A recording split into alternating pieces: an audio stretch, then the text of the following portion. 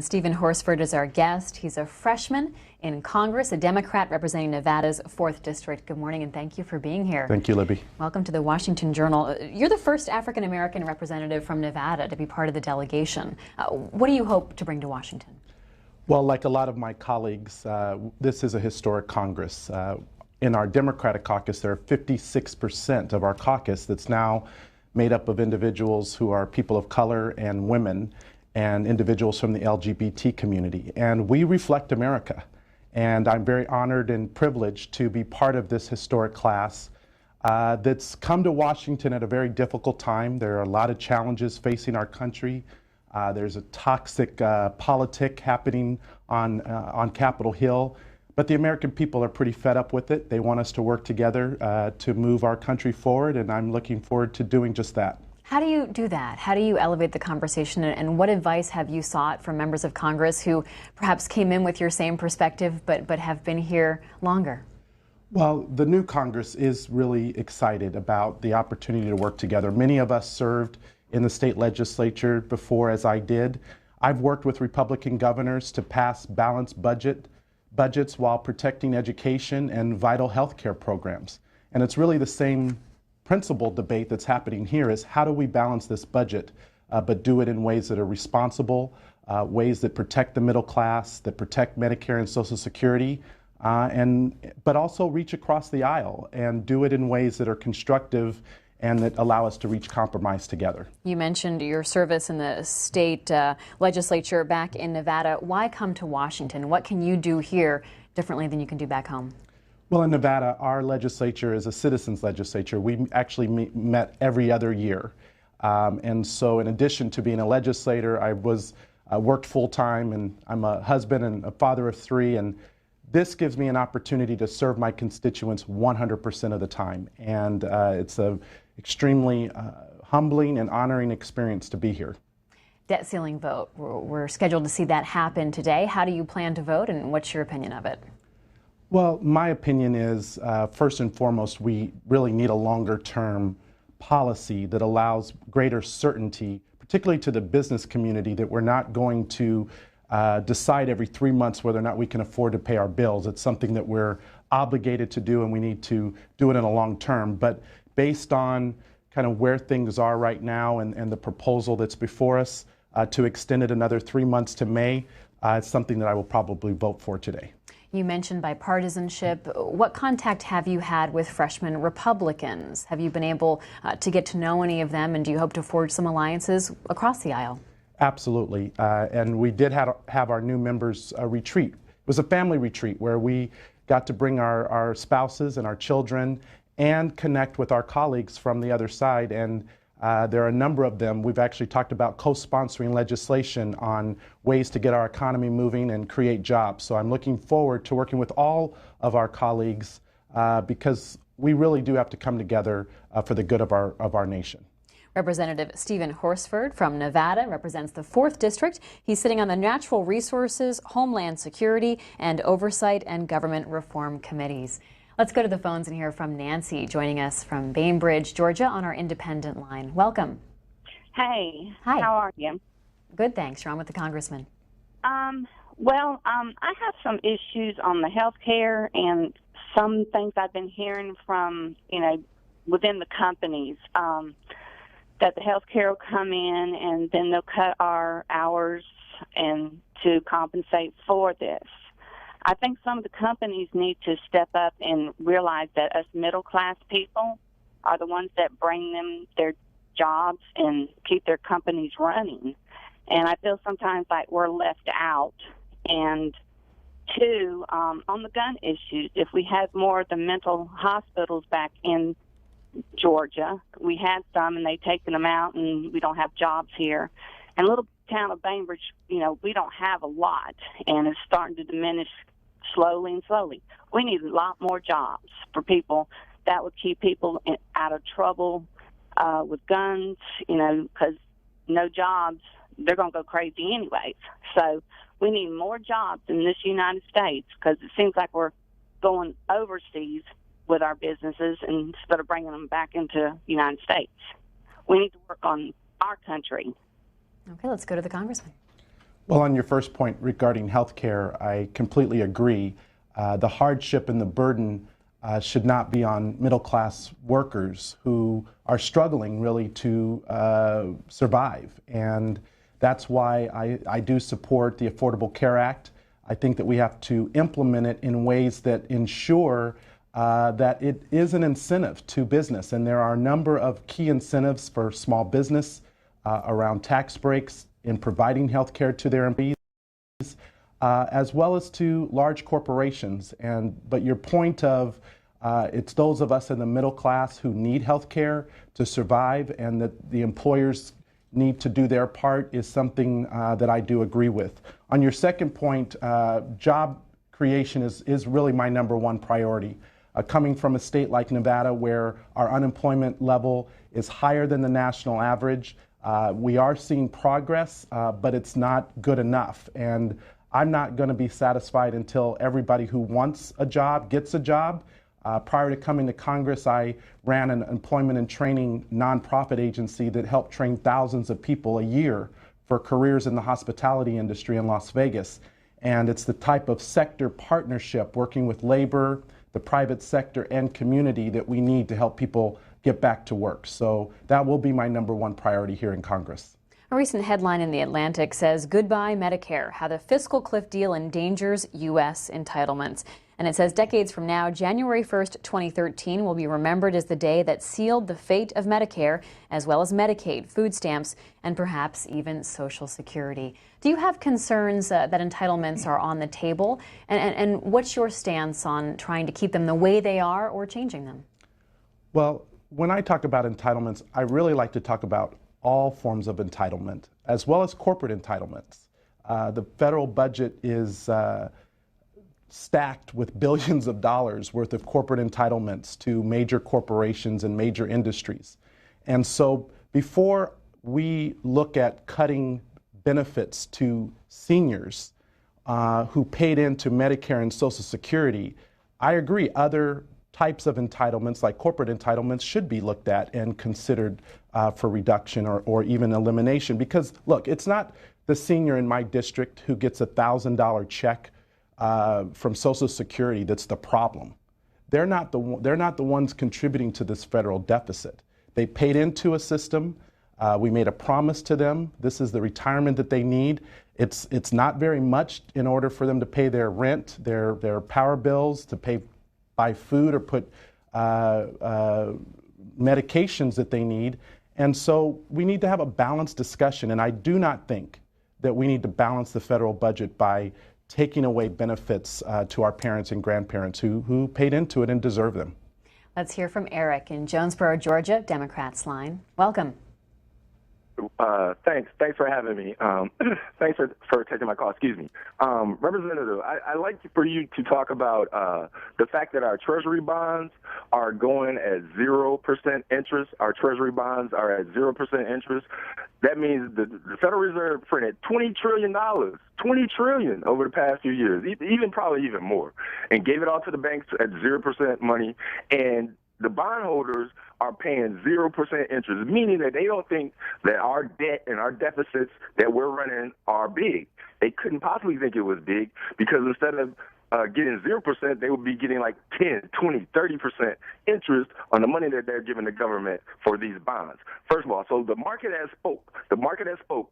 $20 trillion later from the Federal Reserve, and the market says we will accept 0% interest from you, federal government, for our money. They see it as the safest place. Our government is the safest place for the market bondholders to put their money. Okay, that's first of all. Well, Eric, you put a lot on the table there. Let's get the congressman to respond to that.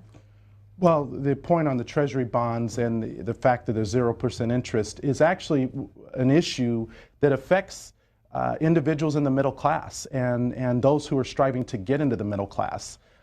This is a policy that really helps those who are investors and those who are at the upper income levels who have the disposable income to make investments and to do it with very little interest. And so this is an area that has to be explored, and it is about getting our federal budget under control. I agree. We need to reduce spending, but we need to do it in ways that are responsible. Sandy Beach on Twitter touches on what we were talking about earlier and asks if you'll exchange entitlement reform as part of raising the debt ceiling. No. Next up is Scott. Nice, short and sweet. Let's go to Scott in Hockley, Texas, a Republican caller. Hi, Scott. Well, good morning. Thank you Good very morning. much. I think there should be two priorities for this Congress, and the first one being a balanced approach to deficit reduction and reduction of the national debt. And I do think we have to take a sober look at ourselves from a generational standpoint. I know we don't want to cut entitlements for people who are relying on them. On the other hand, I think we should balance that approach with the fact that it's the very generations past, the last two and the one that we're in, including mine, that have caused this problem. So there's going to have to be a little bit of pain and suffering across the board if we can achieve a goal, sustainability. But the other issue, Congressman, and I appreciate any help you can give us on this, is immigration.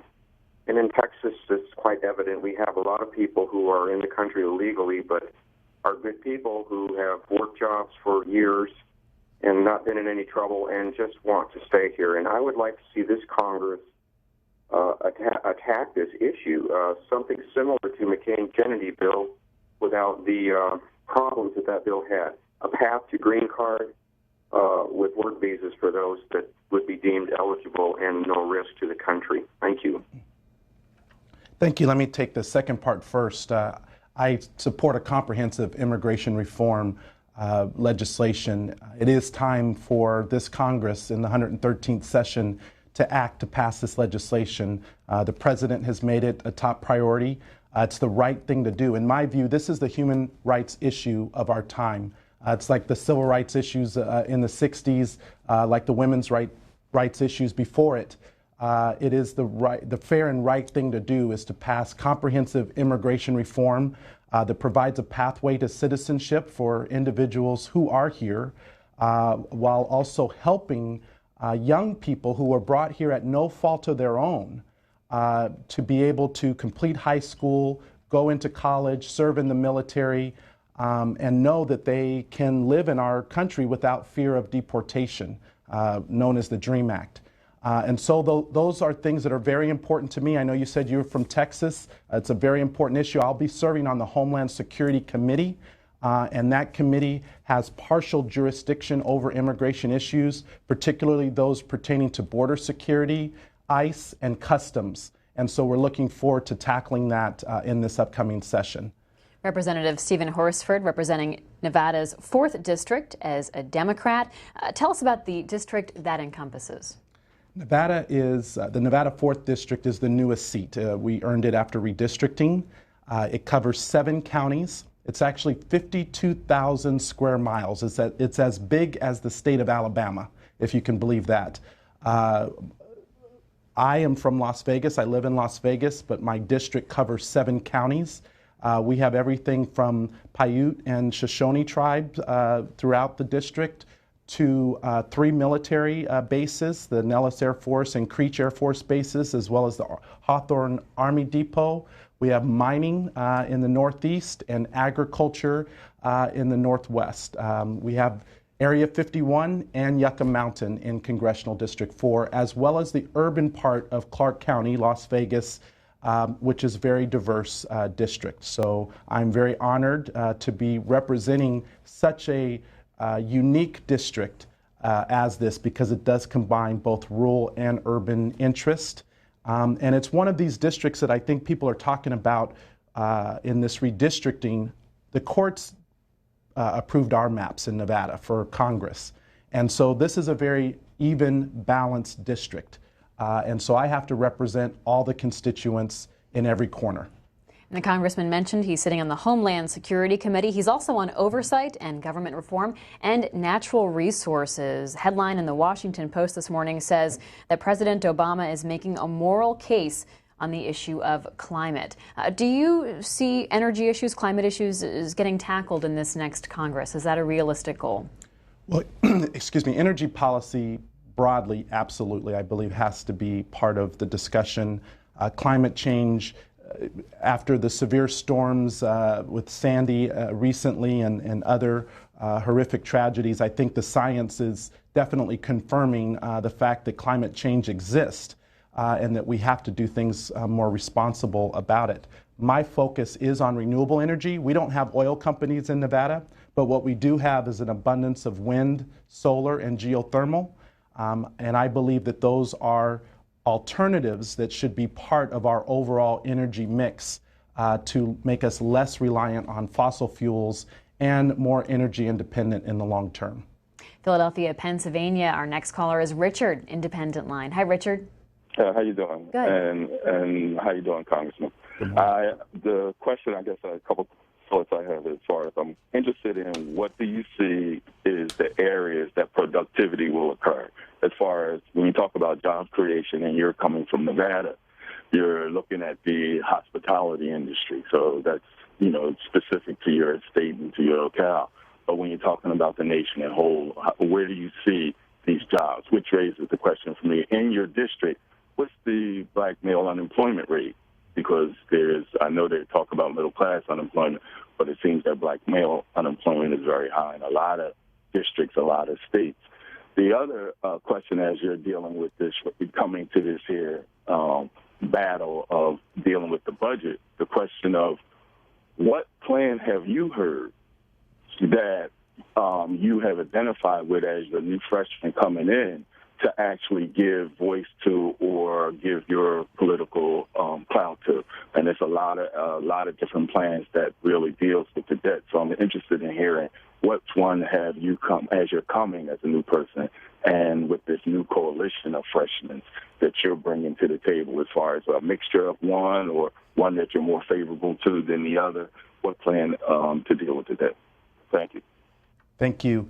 And to focus on the first point, broader economic development and job creation is my focus. While I come from Nevada, and yes, we are the entertainment capital of the world in Las Vegas, we want to stay that way, we actually have a big emphasis on diversifying Nevada's economy. I actually worked with our Republican governor last session to create new economic development strategies to bring biotech, information technology, manufacturing, health sciences to the state of Nevada by attracting major industries. But it starts with making sure that we have a trained and educated workforce that has the skills for those new industries of the 21st century that we want to bring.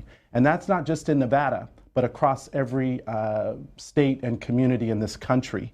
Regarding the African American unemployment among males, you're right. Typically, the unemployment rate among African American males and Latinos is twice that of the national average. And that is why we have to have strategic investments that get people back to work right now. It's why I support investments in highways, in helping to rebuild some of our crumbling schools throughout the country. These are things that could help put people back to work right now while we're training people for the jobs of the future.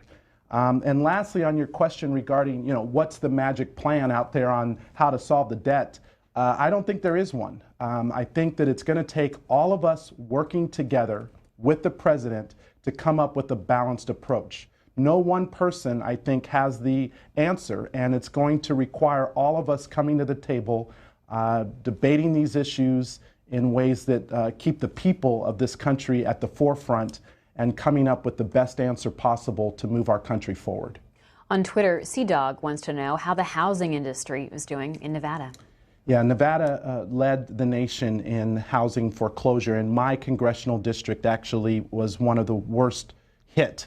In the city of North Las Vegas, we had the highest rate of home foreclosures in the country for some time. Now, good news is our home values are beginning to creep back up. There was a report out this week that said that home values will continue to increase in 2013. But the problem right now is that those who bought their homes that did not lose them to foreclosure, nearly 60% of them in southern Nevada are underwater, meaning that they owe more in their mortgage than what the home is worth. And that's why we need Congress to act to make the provisions on the short sale income not counted for IRS purposes. We need to extend that provision in federal law. And we need to have a stronger relief package for homeowners. We bailed out the big banks. They got what they needed, but we didn't help the homeowners who were struggling in those underwater homes. We passed legislation in Nevada requiring mandatory mediation, requiring bankers to meet with homeowners to try to work out terms. We passed legislation again basically saying banks could not foreclose unless they could prove that they own title of the land and had their paperwork in place. And that helped, but it's still not providing the relief that many homeowners who are underwater really need. Congressman Stephen Horsford is our guest. He represents Nevada's 4th District. As a Democrat, he's a freshman, just sworn in a few weeks ago. He faced a tough election battle in which he beat Republican Danny Tarkanian by 8 points. As we mentioned, he's the first African American to serve in Nevada's federal delegation, and his background includes time as the CEO of the Culinary Academy of Las Vegas, and he served in the Nevada State Senate, first elected back in 2004, and rose to become Senate Majority Leader and Nevada's youngest and first African American leader in that position. Attended the University of Nevada, Reno. Tell us about your background and what in your upbringing and experience as a Nevadan has inspired you to run for Congress and also given you some credibility here in Washington. Look, I'm a poor kid who was born in Las Vegas, in North Las Vegas. I was raised by a single parent. I lost my father to a gunshot at an early age and had to be the head of my household. I have 3 younger siblings, all of whom have made it to college or in college now. And I've been very blessed and very fortunate to have the opportunities that I've been afforded. But for many people in my community who have backgrounds similar to mine, they're struggling. And I understand that because I've been there. I understand what it means to, not be able to afford to pay the rent some months, or to go without health care when a kid is sick. And that is what's wrong with Washington right now. It's broken. And I think there are far too many people here who are disconnected from the needs in our communities. And we need more people here in Washington who get what it is to struggle, and that you're not going to just be handed everything. You got to work for it. But you also need your community and your government to be there, not to give a handout, but to give a hand up. And that's what I believe in, and that's what I'm here to do. Representative Stephen Horsford. Our next caller is from Florida. James is in Avon Park, a Democrat. Hi, James. Yes, I would just like to say that Congress needs to get their act together, and I feel that if they can't come together beforehand, they need to be fired. Because anybody else that's working on a regular job, and if you can't do your job, they get rid of you. What is wrong with Congress? Congress is so divided that they're just messing up. And I don't think that the American people put them in office to just sit up there to do nothing. They need to come together and act and stop all of this bickering. It is what it is. Work with what you got. But put politics aside and make the decisions for the American people. Besides all of this disarray, because it's going on and on and on, and we about to just go do stuff. But I say to my fellow Democrats and Republicans, work together, get the job done, and get it done for what we elect, not with politics. Okay. Well, and I agree. And every 2 years in Congress, the House of Representatives, the voters do get to decide whether their representative is retained. And that's what I believe. My voters hired me to do a job in Congressional District 4, and I'm here to represent their interests, not any other special interest. And I believe the message in this last election was loud and clear, that it's time to get to work, to put the interest of the country first, and to put party second, and to do what's necessary to create jobs, to move us forward, and to balance our budget responsibly. And I believe this new Congress is focused on doing just that. Another Floridian on the line, Mark in Odessa, Republican. Hi. Hi. Congressman, I've got to ask. Okay. Well, first of all, of course, your district is as big as Alabama. There ain't nothing out in Las Vegas or Nevada except for Las Vegas and Reno. Sorry, sir, that's a joke. Will you? I guess I'm going to say, will you work with the other side? I'm a middle of the road Republican. I'm not a hardliner. I vote both sides of the party or both sides of the ticket. And honestly, sir, what I saw the last 4 years, not just from Mr. Obama, but from Washington as a whole, was a deterioration of my civil rights. Good example is the Health Care Reform Act. It did nothing for me except cost me more for my insurance, and now they cover even less. And my big question is, how does that help me? My wife lost her job. I'm doing the job that I used to do way back when. My wife has been unemployed for a while now and just got so frustrated that she gave up looking. So, I know I'm not being very articulate with my question, but, it's one of those, I just get very frustrated and confused with what goes on and what I see. Everybody says, well, they got to work together. The Democrats blame the Republicans blame the Democrats, and everybody says, gimme, gimme, gimme. And the other side of my question is, okay, everybody wants something, so where does the money come from? Okay, Mark, you brought up a lot of issues. Let's hear from Congressman Horsford. Well, what I hear from you is what I hear from a lot of my constituents back home in Nevada, and they don't want to be used as pawns in a game here in Washington. And that's how many Americans feel. And I understand your frustration and the frustration of your wife not being able to find employment or the type of employment that you want. And you want to know that your elected leaders are focused on coming up with real solutions to get you back to work. And for those who've been out of work longer, it's going to be more important that we help you develop the type of skills you need for the new jobs of the future, and to help you transfer those skills that you have into available employment. And it is about taking the rhetoric out of it. Look, during campaigns, everybody fights on both sides of the aisle to win. But after you win or lose, you need to come together and govern. And that is what I believe the American people said in this last election. We've reelected the president for another 4 years.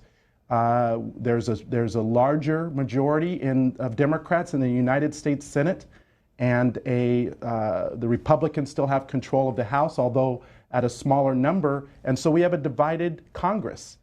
What are you going to do to work together? In my experience, it's about finding the areas where there is common ground on how we can create jobs, how we can balance the budget, but do it in ways that protect the middle class and those who are striving to get into the middle class. And as we say goodbye to you this morning, do you want to address what the caller said about Nevada and his opinion that it was nothing but Las Vegas and Reno? There is so much beauty in Las Vegas, geographic and ethnic diversity. I invite you to come out to the great state of Nevada and experience all that we have to offer, not only in the city of Las Vegas, but in every other part of Nevada. So come on back and enjoy it. Congressman Stephen Horsford, representing Nevada's 4th District as a freshman Democrat. Thank you so much. Thank you, Libby. Good to be on. Coming up next, we'll talk with Congressman Lee Terry, Republican of Nebraska. First, this news update from C-SPAN Radio. It's 8:23 a.m. Eastern Time. Well, world stock markets have been trading cautiously ahead of today's vote in the U.S. House of Representatives on the nation's borrowing limit. Ahead of the opening bell on Wall Street, Dow futures are down about 45 points. The House is set to vote on a motion to suspend the nation's $16.4 trillion borrowing ceiling for 3 months. You can watch that debate and vote on the U.S. House live on C-SPAN. There's speculation that Vice President Biden may be laying the groundwork for a presidential campaign. The vice president met with delegates from the Democratic National Committee during a private reception yesterday. He also held events at his residence, the Naval Observatory, over the weekend, invited New Hampshire's governor to his swearing-in, and dropped by an Iowa inaugural ball. In remarks to CNN, Mr. Biden says that there are, in his words, a whole lot of reasons why I wouldn't run, but he says he's now focused on helping President Obama. Meanwhile, Secretary of State Hillary Clinton remains a heavy favorite if she decides to run for the high office. Well, in 40 minutes, Secretary Clinton will be giving testimony on the assault on the U.S. mission in Benghazi, Libya. That attack killed Ambassador Christopher Stevens and 3 other Americans. Secretary Clinton is the sole witness today at back-to-back hearings before the Senate and House Foreign Policy Committees. Hear live coverage of the Senate hearing at 9 a.m. Eastern and the House hearing at 2 p.m. Eastern here on C-SPAN Radio, or watch the hearings on C-SPAN 3. And those are some of the latest headlines on C-SPAN Radio.